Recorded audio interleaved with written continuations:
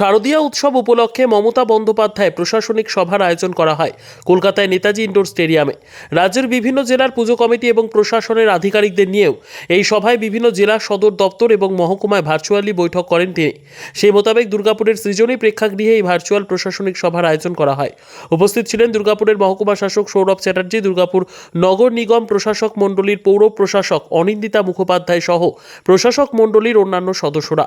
উপস্থিত ছিলেন Asansol Durgapur police কমিশনারেটের police আধিকারিকরা এবং অন্যান্য দপ্তরের আধিকারিকরা সহ দুর্গাপুরে বিভিন্ন পুজো কমিটির প্রতিনিধিরা। রাজ্যের মুখ্যমন্ত্রী মমতা বন্দ্যোপাধ্যায় দুর্গাপুজো উপলক্ষে পুজো কমিটিগুলিকে 85,000 টাকা করে দেবে বলে ঘোষণা করেছে। তারপরই আনন্দিত এবং উৎসাহিত পুজো কমিটির সদস্যরা। এবার আপনারা যেটা শোনবার জন্য বসে আছে, কিছু শোনার জন্য বসে আছেন কি? ঠিক, এটা কি শাশ্বত আপনাদের চাকরি দিয়ে গেছে নাকি? গভর্নমেন্টকে জানেন তো, আজও বাজেট হয়েছে, আমরা কিচ্ছু পাইনি। বাংলার ভাগ্যে জুটেছে শূন্য। অনেক কষ্টের মধ্যে দিয়েও আমরা কখনো উৎসবকে ভুলতে পারি না, ভুলি না। আগের বারে ফায়ার লাইসেন্স সহ সমস্ত সরকারি ফি মকুব করা হয়েছিল, এবারেও সেটা বজায় থাকবে। বিদ্যুতের ছাড় আগের বারে ছিল 2/3 মানে 66%, কিন্তু এবার আমি সিএসসির সাথে কথা বলেছি এবং পাওয়ার ডিপার্টমেন্টের শান্তনু অরূপের সাথেও কথা বলেছি। আমি বলেছি 66% হবে না, 75% ছাড় করো, কারণ বিদ্যুতের দামটা একটু বেশি করে দিয়েছে। আর গতবারে অনুদান পেয়েছিলেন কত? এবারে তাহলে একটু 50 করে দিই।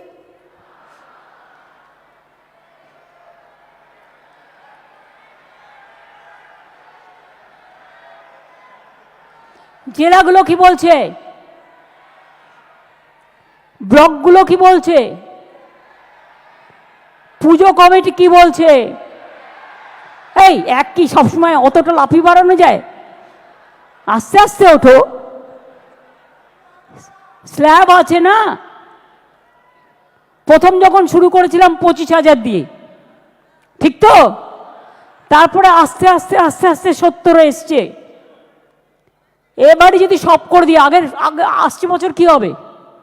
আসছে বছরের জন্য তো রেখে দিতে হবে। সেই জন্য এবার 70 থেকে স্ল্যাবটা বাড়িয়ে 85,000 করে দিলাম।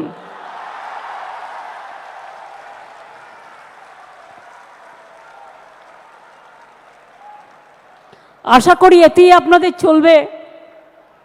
এই গরিব গভর্নমেন্ট এর থেকে বেশি আর কি করতে পারে বলুন? এবং আপনাদের বিদ্যুতের এটা অনেক কমিয়ে দেওয়া হয়েছে। ফায়ার লাইসেন্স টাইসেন্স টোটাল মকুব করে দেওয়া হয়েছে। বাদবাকিটা আপনারা ম্যানেজ করে নিতে পারবেন, কারণ এখন যেভাবে পুজো করছেন আপনারা, আপনাদের কারো কাছে চাইতে হয় না, লোকই এসে আপনাদের দিয়ে যায় যারা স্পন্সরশিপ করে।